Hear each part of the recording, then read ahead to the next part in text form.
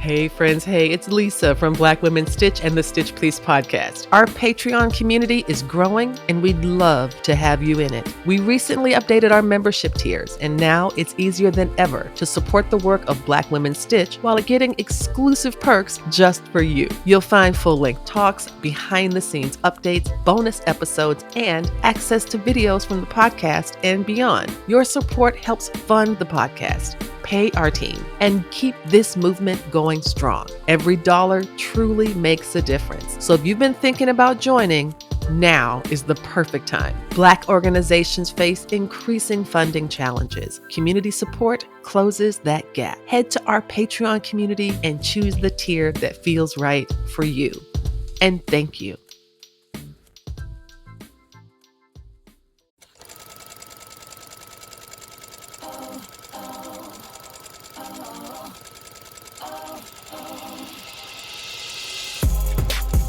Hello, Stitchers. Welcome to Stitch Please, the official podcast of Black Women Stitch, the sewing group where Black Lives Matter. I'm your host, Lisa Woolfork. I'm a fourth-generation sewing enthusiast with more than 20 years of sewing experience. I am looking forward to today's conversation, so sit back, relax, and get ready to get your stitch together. Hey friends, hey, it's Lisa from Black Women Stitch and the Stitch Please podcast. And as I say every week, this is a very special episode. This episode is going to have us thinking about a pressing matter. You'll learn more about it. A pressing matter. And by that, I mean something that's like, vital and essential and timely and all of that. But also, this is about pressing as well. So today, I want to talk about what I call a pressing matter, class, craft, and the irony of expertise. And so I have been thinking about a recent kind of hubbub, I'm not sure if it's actually a good faith argument, but it allowed me to think about something that I think is worth talking about. And the opening gambit for today's conversation is this: is pressing classist? Or is this an example of the language of liberation being used for cheap hyperbole? Is it being appropriated or put into the service of preferences rather than identifying a true structural and systemic harm, such as what classism is meant to define or identify? So let me give you the background. So in order to get us to think about what we're going to talk about today, there was a small threads controversy that popped off probably about 2 good weeks ago now. And it was about if pressing your seams is classist. And you can understand why I see this as kind of a manufactured controversy. It just feels like this is one of those things that causes more heat than light. I'm kind of perplexed by the claim overall, but I think what one can extract from this is, are there ways that expertise or certain attitudes or tones or whatever about how one expresses the joy and the integrity of the craft can come off as snobbery. So what I'm hoping that we could talk about today is, what do you think? And please let me know. We have a SpeakPipe account where you can leave a message, a voice message. You can also email, and we would love to hear from you and to hear your thoughts on this question. So please let us know. And also, don't forget that I have some previous episodes about pressing. Back when the podcast started in 2019, I had done an episode, I think maybe the first episode or second episode was about pressing matters, and it was about irons and about how to get the pattern back in the envelope and all of these things. I absolutely was so joyfully nerding out about pressing. I think I even created some sounds of pressing that maybe we could work into this episode, who's to say? But I have definitely talked about this before. And then I did a bonus episode about different types of irons that one can choose. So just to give you that kind of very specific sewing value is that you can loop this conversation into previous episodes of the podcast so that you can get a more comprehensive picture of what I'm talking about when I talk about the labor of pressing and what it means to talk about these things in a frame that kind of obscures the ways that sewing is an act of both labor and care. So let me jump right in. The threads controversy it began, I believe, with someone who is a cosplayer. This person is a cosplayer. This person not only creates intricate cosplays, but also acts as a judge for cosplay competitions. One of the things that I learned with my own recent exposure to some of the inside of this particular style of sewing is that it can be very meticulous. They have something, I think it's called a style book or a guidebook or maybe a build book, where they produce for competition a binder, a history of the garment. What inspired it?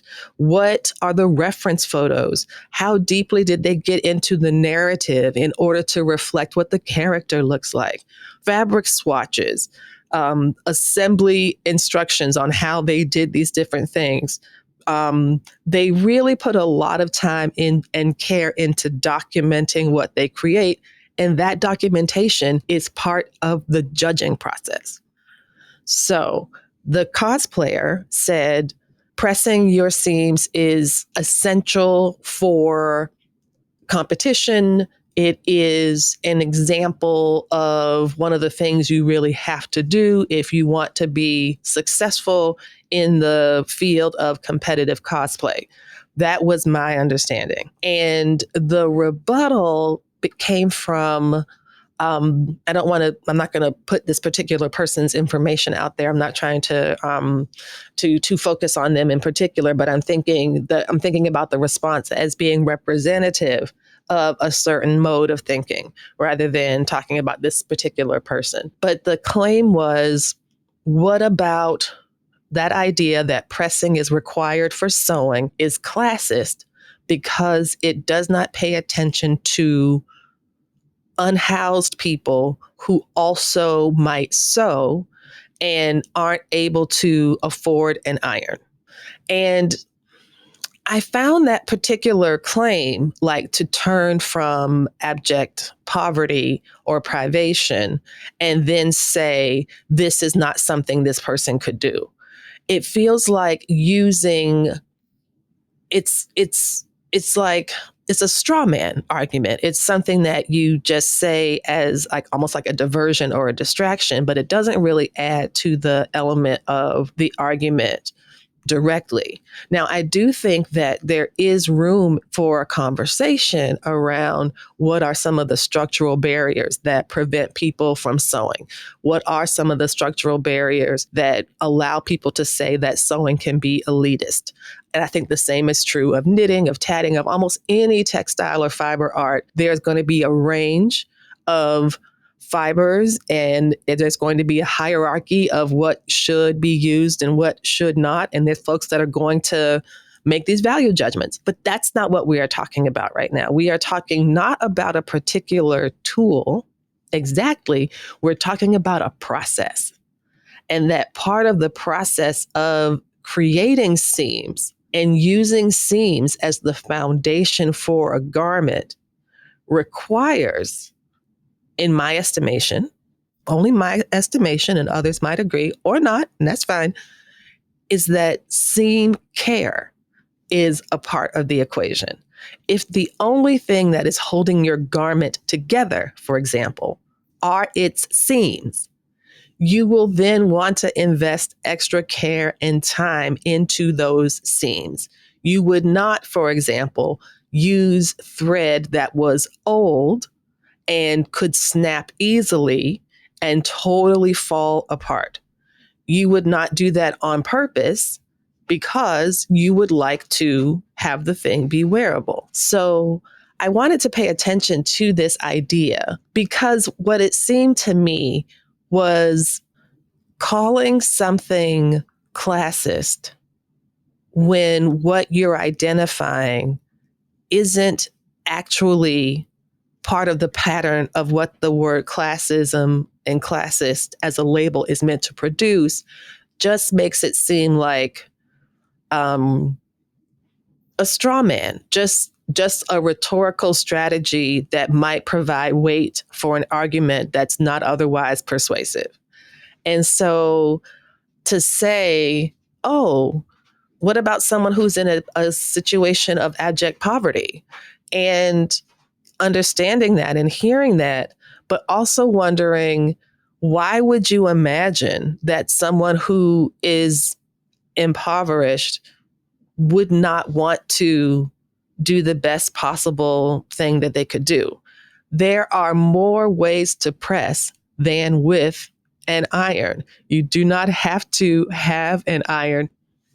Before we jump into the whole thing about, do you have to have an iron or not? I wanted to share a few of the quotes that I saw on Threads posts that I thought were really meaningful. Aronica B. Cole Studio, she says that calling it classist is really a big stretch.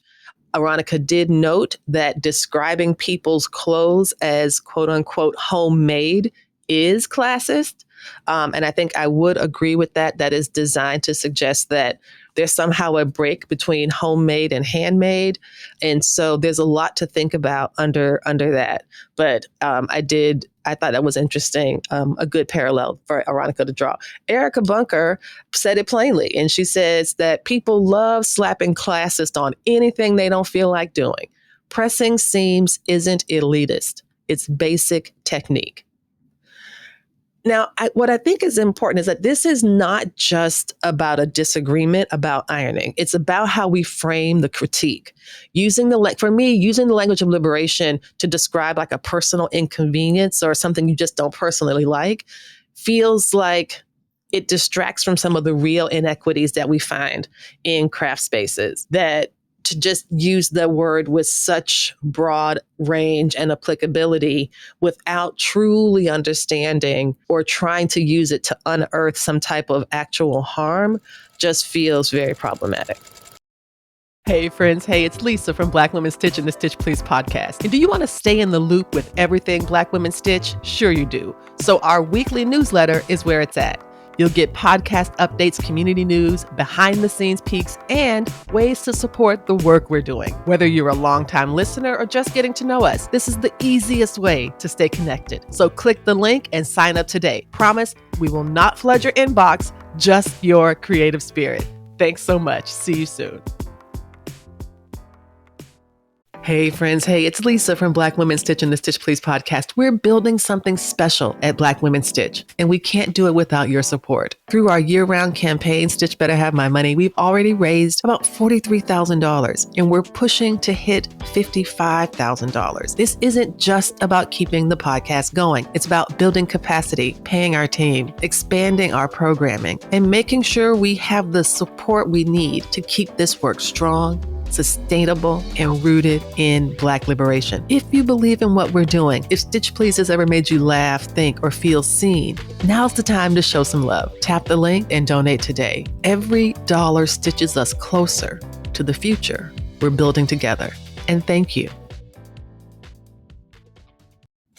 So I wanted to share something that I found when I was thinking about what does it mean to imagine ironing or pressing as part of a fundamental practice of doing your craft well. And I want to make sure we can kind of disrupt the idea that somehow to do your craft well is not something that people can do if, for example, they work for a living.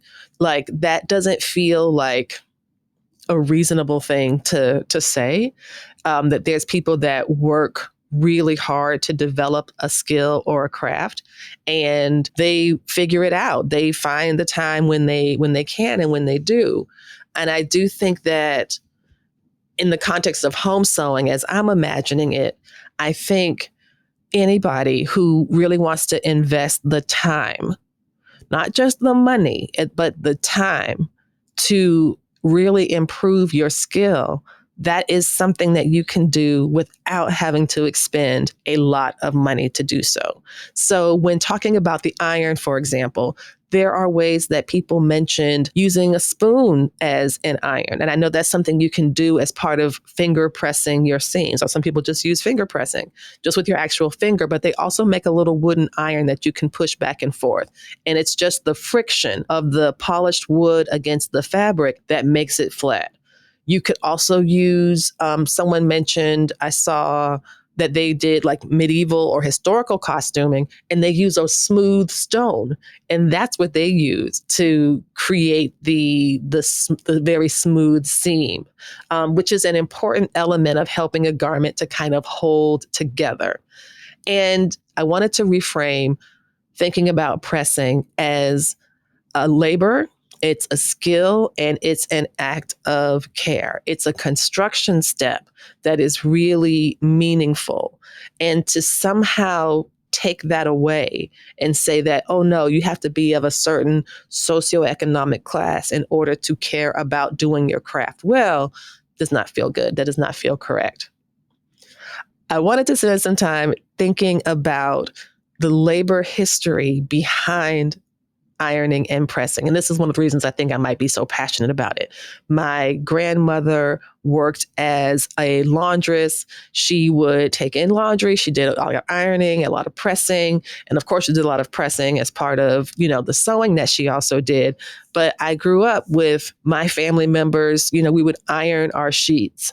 Like that was just part of the thing that we would do when we cleaned the house on Saturday. So, or on Friday night, depending on how my mother liked to arrange it. But what I wanted to emphasize is that the desire for clean, pressed, or ironed clothes is not somehow limited by the fact that respectability politics is something that Black folks have struggled with and against for many generations. And I think we could look no further than Superfine, that Superfine exhibition, to learn that when enslaved Olada Equiano was emancipated, one of the first things he did was to buy himself a superfine set of clothes. And he wanted to look nice. He wanted to look good. And part of that was presenting himself in such a way that he felt good about.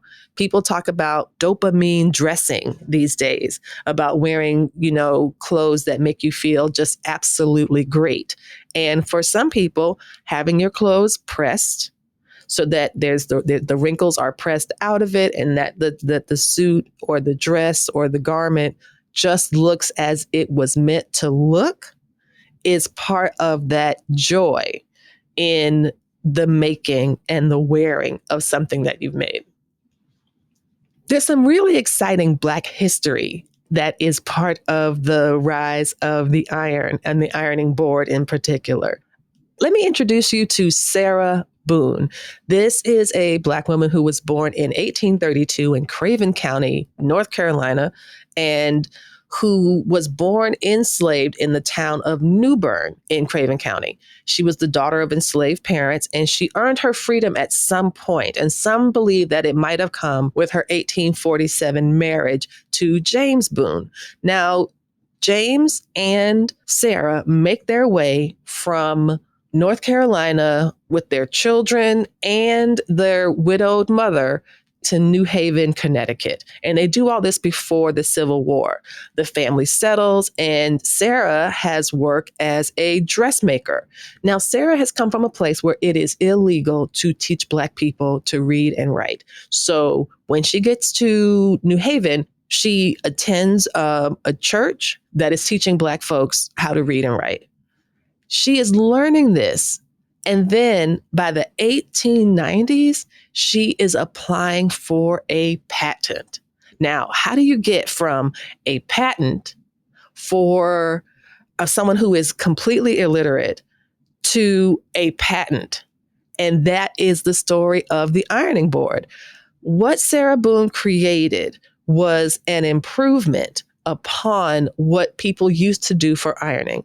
You would take 2 chairs and you would put them a certain length apart. And then it was a giant wooden board and you would put the board over the chairs. And that's what you would use. That's the board you would use to iron on. Now, that was totally fine for the big skirts, but it was not good at all for the bodices and the sleeves of these garments.